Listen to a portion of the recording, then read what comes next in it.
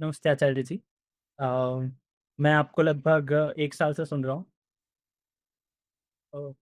क्या पाया उससे पहले मैं बताना चाहूँगा, बहुत कुछ है जो मेरा छूट गया है। उससे पहले कई ऐसी आदतें थी, कई ऐसे पैटर्न थे जो टूट ही नहीं रहते। सब कुछ कर लिया मैंने, मेडिटेशन किया, जिम किया। मतलब मैं किसी से बात नहीं कर पाता था, पर बहुत कुछ किया। अब वो धीरे धीरे बहुत कम हो गए हैं, और ऐसे बहुत सारी चीज़ें हैं जो छूट रही हैं। तो उसके साथ दुख भी छूट रहा है। तो thank you so much for that. आज मेरा प्रश्न ये है कि जो हमें दर्द होता है कभी, तो वो दुख बने या ना बने, वो हमारे हाथ में होता है। किसी का वो दुख बनता है, किसी का नहीं बनता है। पर क्या वैसा मानसिक तौर पर भी होता है कि कोई दर्द आए और वो दुख बने या ना बने? उस चीज़ पर अगर आप थोड़ा मार्गदर्शन कर पाएँ। धन्यवाद। जिंदगी ने कोई ठेका नहीं ले रखा कि हमारे हिसाब से चले। हम्म? चीजें छूटने पर मैं पर जो प्रभाव होता है कि मैं की ओर से जो प्रतिक्रिया आती है उसको आप दर्द मान सकते हैं। पर दर्द दुख तभी बनता है जब लगे तो मेरी शर्ट नहीं फट गई, मैं ही फट गया हूं। मेरा जूता नहीं खो गया, मैं ही खो गया हूं।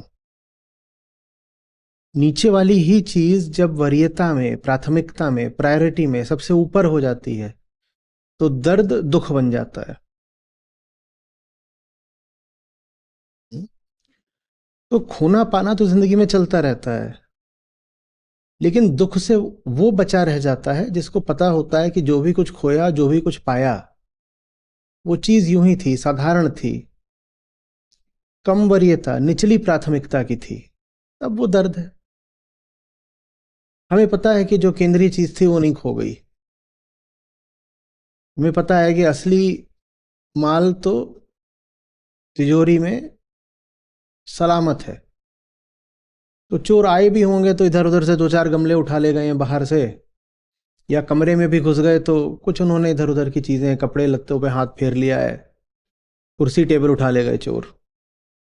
पर आपकी जो असली पूंजी है वो तिजोरी में सलामत है। तिजोरी नहीं टूटी तो दुख नहीं होगा। लेकिन इसके लिए पता होना चाहिए ना कि तिजोरी इतनी जबरदस्त है कि वो टूट नहीं सकती। तिजोरी हो सकता है आपके पास हो सकता है उस तिजोरी में बहुत कीमती चीज भी रखी हो, पर यह भी तो हो सकता है कि आपको खुद ही ना पता हो कि आपके पास तिजोरी है। तो फिर आपके लिए सबसे महत्वपूर्ण चीज क्या हो जाएगी कि घर में इधर उधर बाहर अंदर जो भी चीज है, बाहर एक बल्ब लटक रहा था, कोई उसको फोड़ गया, आपके लिए वो बल्ब ही दुनिया की और जिंदगी की सबसे कीमती चीज थी। और घर के बाहर बल्ब लटक रहा है कि गमला रखा है, वो कभी भी टूट सकता है। यहां तक कि घर का ताला भी टूट सकता है। घर का ताला टूटा, कोई आ गया अंदर, ले गया चीजें।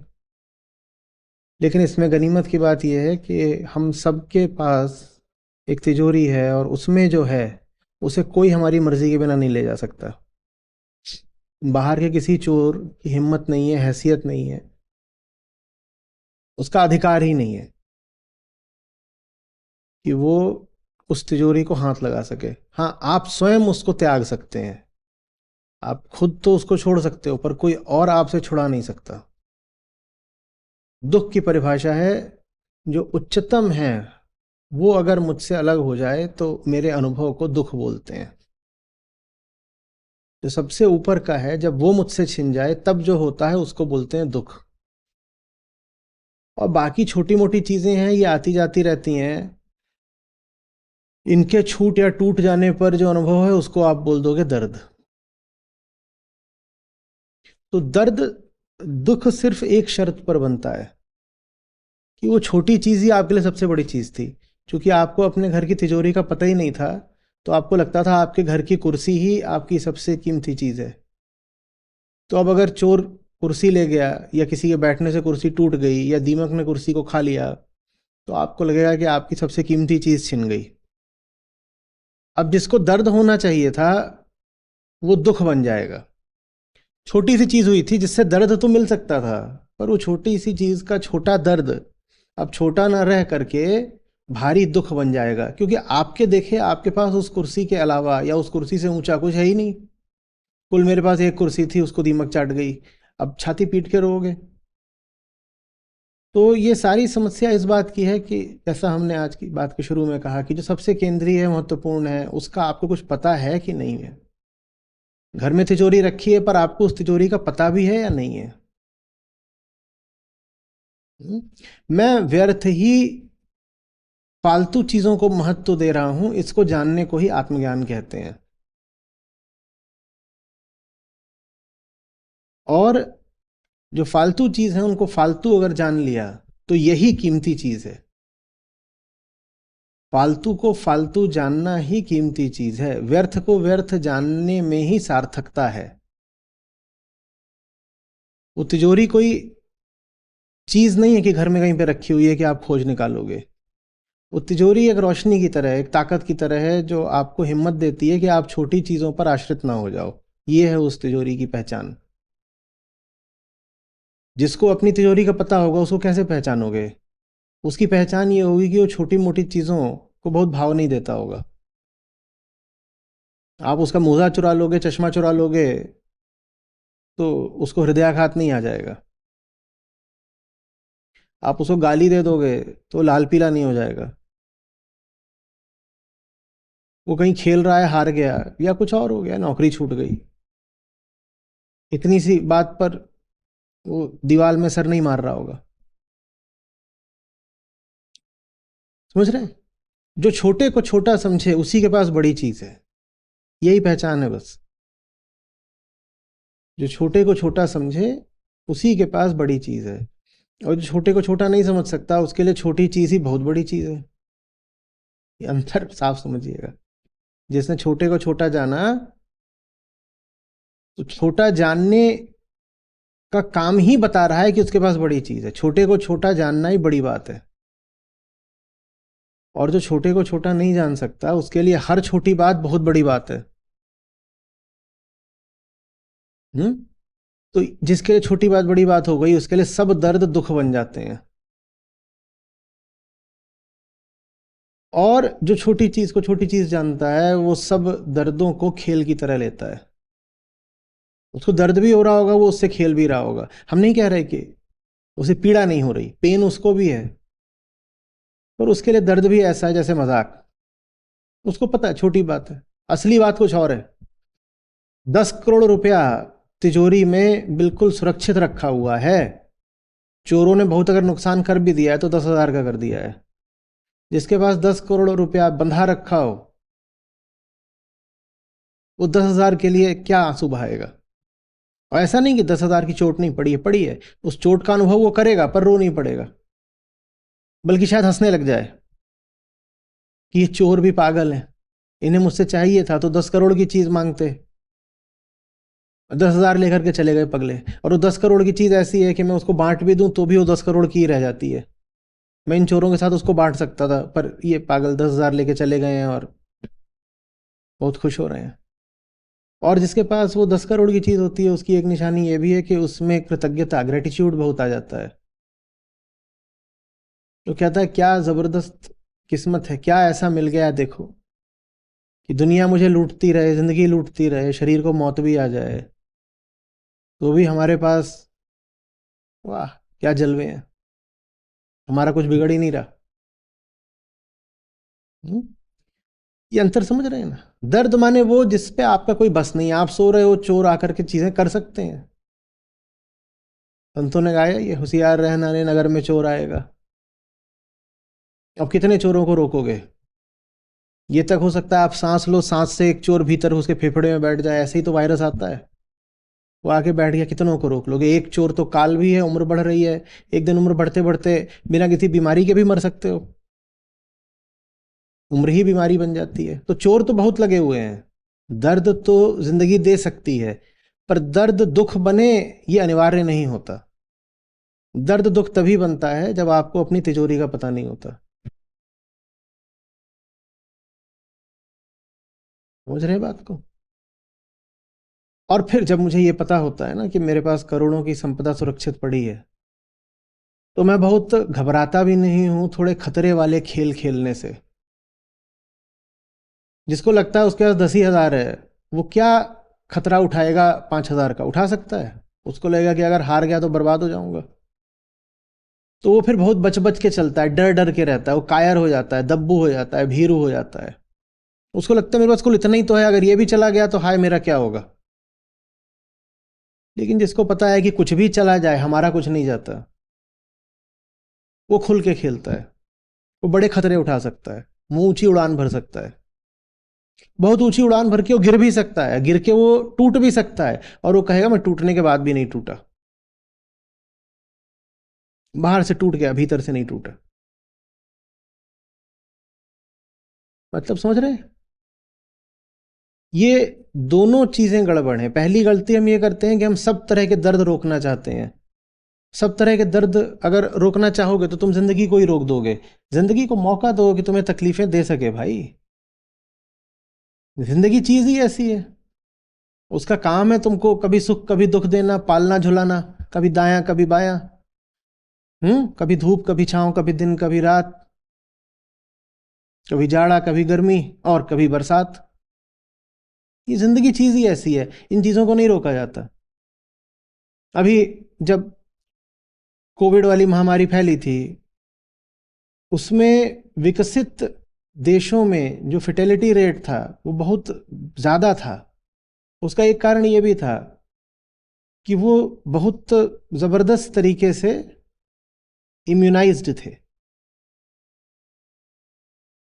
उन्होंने वैक्सीनेशन बहुत ज़्यादा करा रखा था। इतना वैक्सीनेटेड होने के कारण, आर्टिफिशियली इम्यूनाइज होने के कारण उनकी नेचुरल इम्यूनिटी बड़ी कम हो गई थी।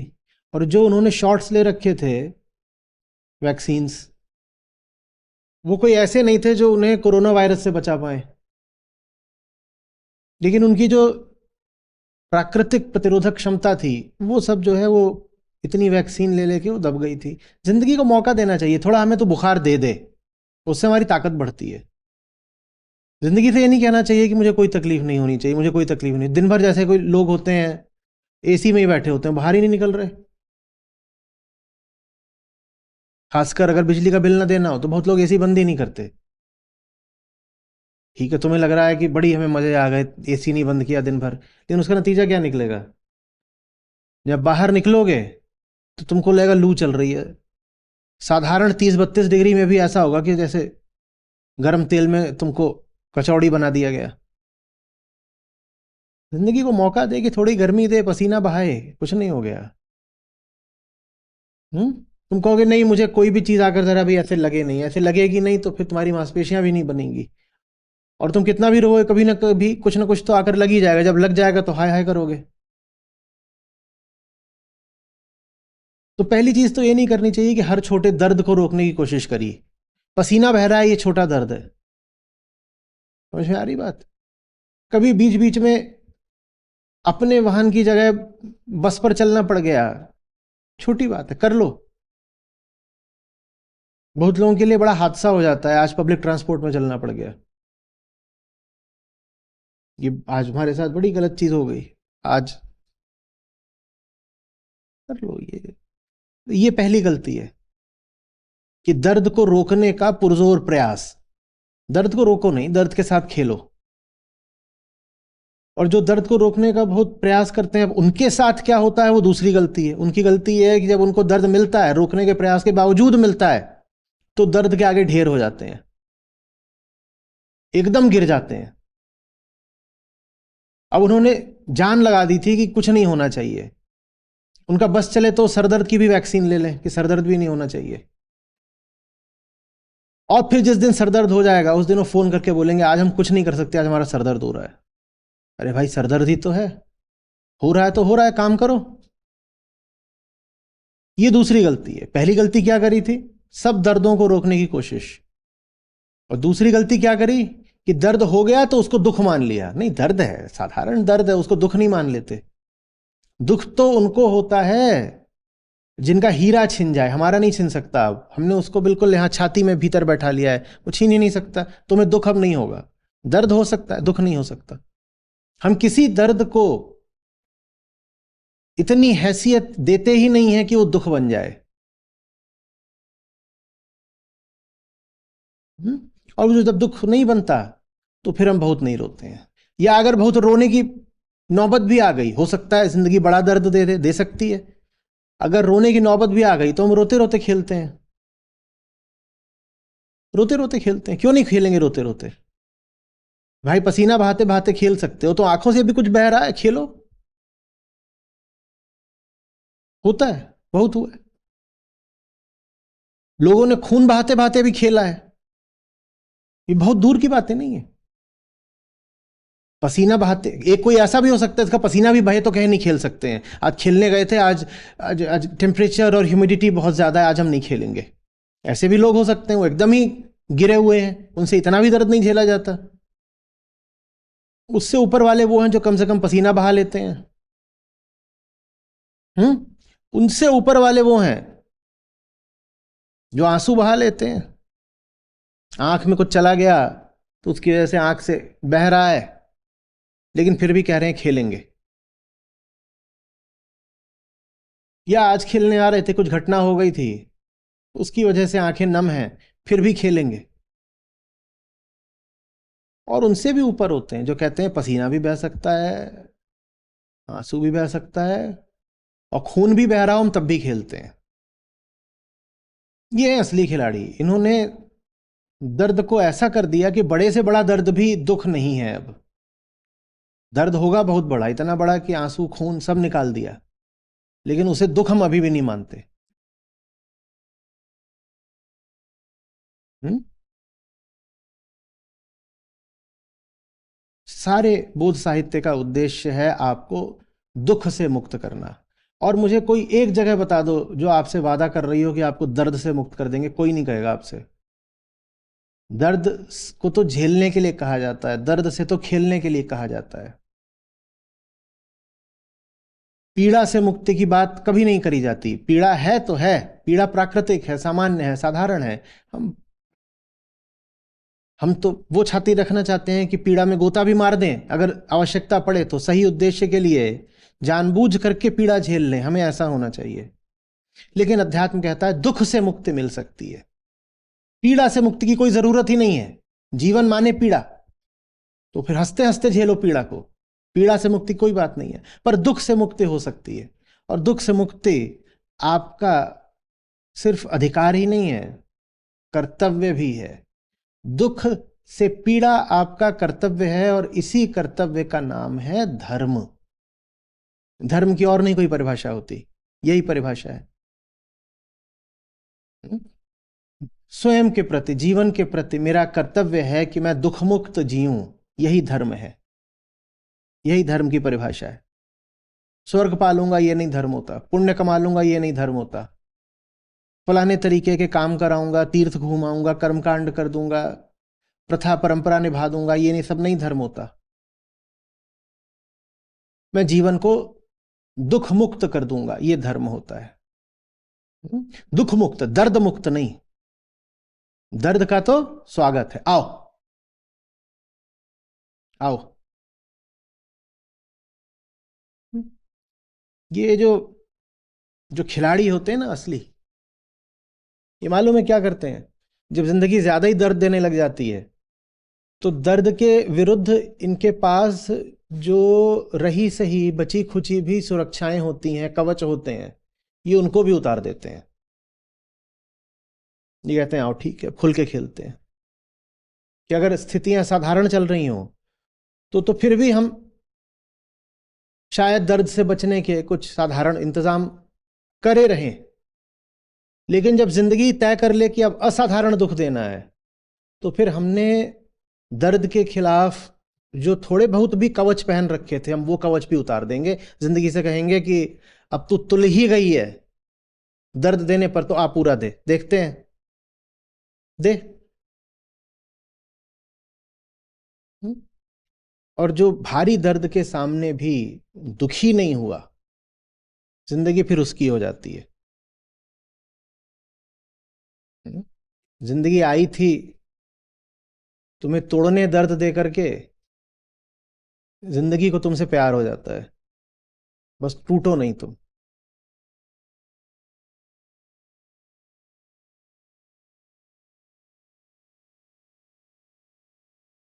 हम्म? तो करें क्या? परीक्षा करिए कि जिन दर्दों से आप बचने की इतनी कोशिश करते हैं उनसे बचना जरूरी भी है क्या। ये करिए। क्योंकि हमने कहा वो जो हीरा है और तिजोरी है वो सबके पास है, पर जब छोटी चीज को ही अगर बड़ा बना लोगे, तो बड़ी चीज है आपके पास, इस पर ध्यान कैसे जाएगा। छोटे छोटे दर्द से बचने की जितनी ज्यादा कोशिश करते हो ना, उतना वो छोटा दर्द आपकी निगाह में बड़ा होता जाता है। तो करना क्या है? करना ये है कि छोटी छोटी चीजें जब जिंदगी में आए तो उन्हें बहुत भाव नहीं देना है। जिन चीजों से बचने के लिए बड़ी दीवारें खड़ी कर रखी हैं सुरक्षा की, उन चीजों को जानते बूझते थोड़ा जिंदगी में आमंत्रित करना है, प्रयोग करना है कि अगर ये चीजें जिंदगी में आ भी गई तो मेरा क्या बिगड़ गया और कितना। कहीं ऐसा तो नहीं कि मैं व्यर्थ ही डरता हूं कि ये सब कुछ हो जाएगा तो मैं टूट जाऊंगा। हो सकता है कि मैं अपनी कल्पना से ज्यादा मजबूत हूं। हो सकता है कि ये सब मेरे साथ हो और मैं टूटूं नहीं, बल्कि मुझे पता चल जाए कि मैं बहुत मजबूत हूं। टूटना तो नहीं ही हुआ, कुछ नई खास बात पता चल गई कि साहब हम तो व्यर्थ डर रहे थे, हम तो बहुत मजबूत थे। न जाने हम क्यों अपने आप को कमजोर मान रहे थे। हमें ये करना है, प्रयोग करना है, थोड़ा सा भरोसा करना है कि अगर खतरे उठा लिए जिंदगी में तो कुछ ऐसा नहीं हो जाएगा कि बर्बाद ही हो जाएंगे। और उसके आगे जा करके फिर आदमी ये भी कहना शुरू हो जाता है कि हम ऐसे हैं साहब कि बर्बाद भी हो जाएंगे तो भी बर्बाद नहीं होंगे। और उसके आगे जाके कहता है अगर हो भी गए बर्बाद तो क्या फर्क पड़ता है। हुँ?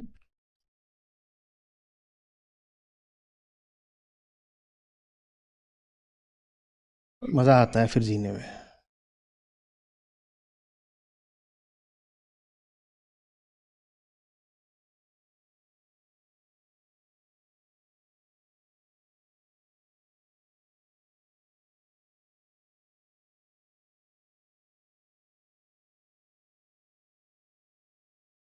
कुछ ऐसा सा था, किसी शायर का है, खोजेंगे तो मिल जाएगा, कि बर्बाद होना जिसकी अदा हो, रोकेगा क्या उसे गम जिंदगी का।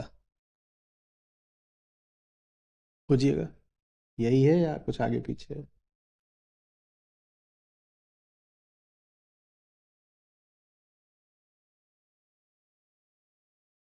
बस ये लिखो, बर्बाद होना जिसकी अदा हो। हम्म, हाँ, ये है पूरा। बर्बाद होना जिसकी अदा हो, दर्द मोहब्बत जिसकी दवा हो, सताएगा क्या उसे गम जिंदगी का। तो बर्बाद होना क्या है? अपनी स्टाइल है भाई, अदा है। हम्म? तुम्हारे लिए तकलीफ है, हमारे लिए सिर्फ अदा है। बर्बाद होना हमारी अदा है। तुम्हारे लिए सजा है, हमारे लिए अदा है।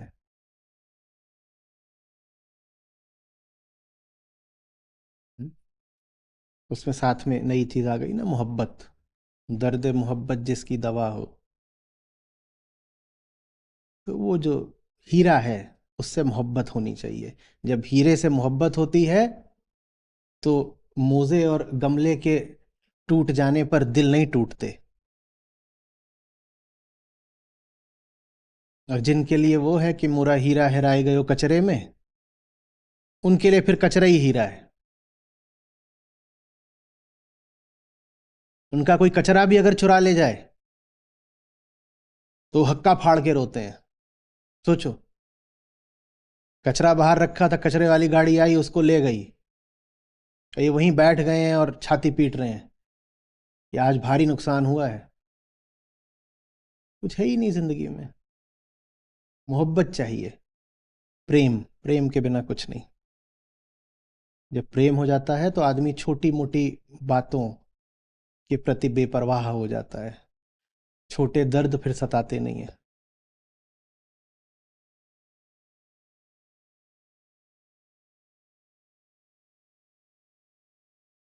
ये मोहम्मद रफ़ी जी की आवाज़ में है और बहुत खूबसूरत है, इसको सुनना। लगा दें क्या, सबको सुनाई दें? लाओ ज़रा।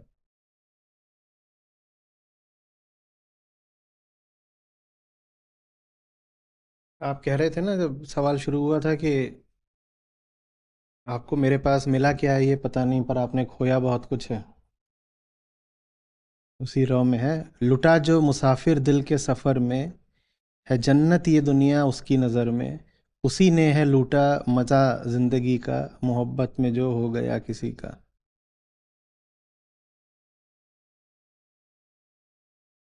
सजदा माने जिसके सामने झुका जा सकता है। उसके सामने झुक जाना जिसने ये नहीं करा है कि जिसको चाहा था उसको पा लिया।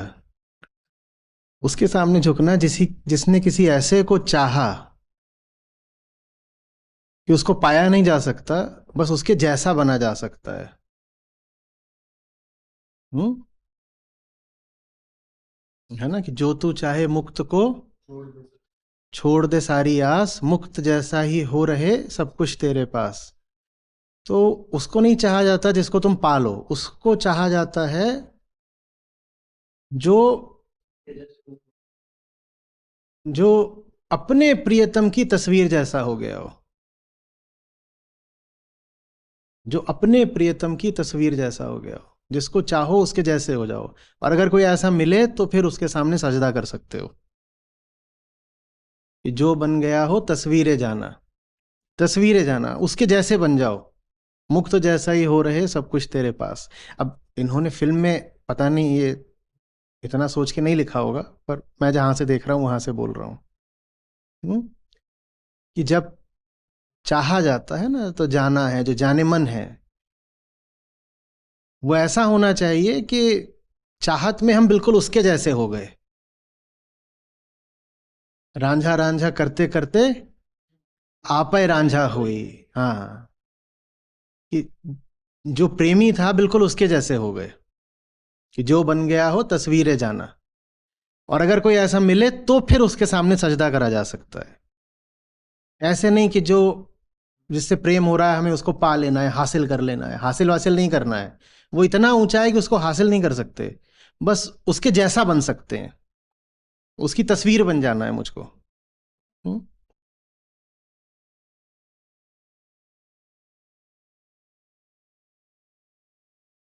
बर्बाद होना जिसकी अदा हो, बताएगा क्या गम उसे जिंदगी का। उसके जैसा हो जाने का क्या मतलब है? उसकी नकल करना? हम्म। बताइए। आपकी परीक्षा शुरू हो चुकी है, पहला यही है। उसके जैसा हो जाने का क्या मतलब है? कि जो बन गया हो तस्वीरें जाना। तस्वीरें जाना हो जाने का क्या मतलब है? उसके ऐसे कपड़े पहन लें, उसके ऐसी बात करने लगे, फिर क्या? केंद्र उसके जैसा हो जाए।